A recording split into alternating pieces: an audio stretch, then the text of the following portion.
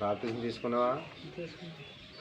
మా పరిశుద్ధాత్మ శక్తిని పొందుకున్నావా అంటే తెలియదు.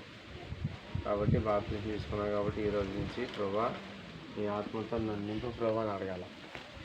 ఆత్మతో నింపితే అప్పుడు ఈ గ్రామానికి నువ్వు సాక్షిగా నిలబడతావు. దేవుడు నీకు మంచి భవిష్యత్తు ఇస్తాడు. దేవుని ఆత్మ ఎప్పుడైతే పొందుకున్నావు అప్పుడు అన్ని రకాల ఆశీర్వాదాలు దేవునికి ఇస్తాడు. అయినా ఆత్మను పొందు. ఏం పేరు నీ పేరు? ప్రార్థన చేస్తేనే ప్రభా నీకు వందనాలు. నాగేంద్ర రక్షించుకుంటాను స్తోత్రాలు. మార్మల్స్ పొందాడు స్తోత్రం. బాప్తిసం పొందాడు స్తోత్రం. అయా తండ్రి ఒకడు నీటి మూలంగా ఆత్మ మూలంగా జన్మిస్తేనే కానీ నా రాజ్యానికి వారసులు కాడని సరించాడు. ఇతను ఆత్మలుగా జన్మించడానికి నీ ఆత్మతో నింపండి ప్రభు. నీ ఆత్మతో నింపండి అయ్యా. పరిశుద్ధాత్మతో నింపండి ప్రభు. అయా తండ్రి నీ కుమారుని సాక్షిగా నిలబెట్టండి. మంచి భవిష్యత్తు ఇచ్చండి. తోడు నడిపించమని యేసు నామములో నీ కుమారుడి కొరకు ప్రార్థన చేస్తున్నాము. దీవించమని యేసు నామములో అడుగుతున్నాను తండ్రి. భయంకరమైన దినాల్లో మనం ఉన్నాము. చూడండి, ఎక్కడ చూసినా మానభంగాలు, హత్యలు, కుట్రలు, కరువులు ఇవన్నీ జరుగుతూ ఉన్నాయి. దీనికి రాకడ ఏంటంటే యేసుప్రభు త్వరగా రాబోతున్నాడు. యేసుప్రభు ఎందుకు రాబోతున్నాడు అంటే ఆయన నిజమైన దేవుడు. ప్రతిరోజు నీళ్ళు తాగుతున్నాం, నీళ్ళు దేవుడిచ్చాడు. గాలి పీల్చుకున్నాం, గాలి దేవుడిచ్చాడు. ఈ భూమి మీద పంటలు పండించుకున్నాం, పంటలు భూమి దేవుడిచ్చాడు. ఆకాశం వర్షం ఇస్తుందా, ఆకాశం దేవుడిచ్చాడు. అగ్గి వేసుకుని వంటలు చేసుకున్నాం, అగ్గిని దేవుడిచ్చాడు. దేవుడు దేవుడు అంటున్నాం కదా, ఎవరు దేవుడు అంటే యేసుక్రీస్తు ప్రభు. ఆ యేసు ప్రభావం ఎంత సృష్టించి మనకు ఉచితంగా ఇచ్చాడు. కానీ మనం వివిధమైన తంత్రాలు కల్పించి దేవుడు దూరం అయిపోయాం. ఆ దూరం అయిపోయిన ప్రజలను తిరిగి రక్షించాలని ఆ పరమ తండ్రి ఈ భూలోకానికి వచ్చి మనం చేసిన పాపాలు, అపరాధాలు, దోషాలు ఆయన మీద వేసుకుని మన కొరకు రక్తం కాచి ప్రాణం పెట్టి సమాధి చేయబడి తిరిగి లేచాడు.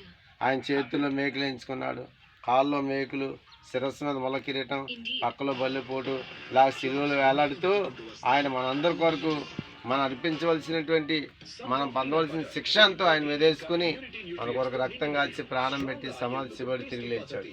తిరిగి లేచినటువంటి దేవుడు పరలోకి వెళ్ళాడు. ఆ పరలోకి వెళ్ళినటువంటి దేవుడు త్వరగా వస్తాడు. ఆ వచ్చినప్పుడు ఈ భూలోకం అంతా అల్లకొల్లం అయిపోతాడు. మనం చూస్తున్న భూమి కనపడదు, మనం చూస్తున్న ఆకాశం కనపడదు, మనం చూస్తున్నది ఏది కనపడదు. ఇవన్నీ కూడా మహావేంద్రంతో ఏమైపోతాయి. ఎవరైతే యేసుప్రభువుని నమ్ముకుంటారో, ఎవరైతే దేవుని భయభక్తులు కలిగి ఉంటారో వారే మోక్షాన్ని సంపాదించుకుంటారు. ఆ మోక్షాన్ని ఇచ్చేది ఎవరంటే యేసుప్రభువు. మరి మోక్షం ఇచ్చే దేవుని తెలుసుకోవాలంటే ఏం చేయాలంటే చిన్న ప్రార్థన. ప్రభా నేను పాపిని, నా పాపాలు క్షమించండి, నీ రక్తంలో కడగండి, శుద్ధి చేయండి, నన్ను పవిత్రపరచండి, నరకం నుండి తప్పించి పరలోక రాజ్యానికి వారసులుగా చేయండి అని చిన్న ప్రార్థన చేసుకుంటే యేసుప్రభువు మన ఉదయంలోనికి వస్తాడు, మన ఇంట్లోనికి వస్తాడు, మనకున్న ప్రతి సమస్య నుండి విడుదల ఇస్తాడు, సంపూర్ణమైనటువంటి ఆరోగ్యం ఇస్తాడు, మనకు రక్షణ కలుగజేసి నరకం నుండి తప్పించి పరలోక రాజ్యాన్ని వారసులు చేస్తాడు. బాబురావు గారు వింటున్నారా? యేసుప్రభువుని నమ్ముకోండి, మీరే మీ కుటుంబం రక్షించబడతారు. ఏమండి మీకు ప్రార్థన చేస్తానే కళ్ళు మూసుకోండి. పరిశుద్ధమైన తండ్రి, మీ నామములకు వందనాలు. బాబురావు గారు నీ మాటలు విన్నారు ప్రభా. నీతిని గురించి, లోకమును గురించి, పాపం గురించి ఆయన ఒప్పింపచేసి నేను తెలుసుకోవడానికి కృప చూపించి నీ మార్గంలో నడవడానికి సాయం చేయండి. మారు మనసులో ఇచ్చేయండి, బాప్తిసంలో ఇచ్చేయండి, నీ సన్నిధిలో చేర్చబడటానికి సాయం చేయండి. నిశ్చయంగా నరకమును తప్పించి పరలోక రాజ్యానికి వారసులుగా చేయండి. ఈ కుటుంబాన్ని రక్షించి కాపాడమని యేసు పరిశుద్ధ నామములో అడుగుతున్నాను తండ్రి. రెండు త్వరగా రావాలా? మాకు అదే కూర్చున్నారే.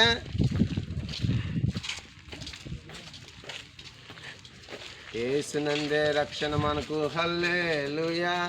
శ్రీ యేసునందే నిత్య జీవం హల్లెలూయా.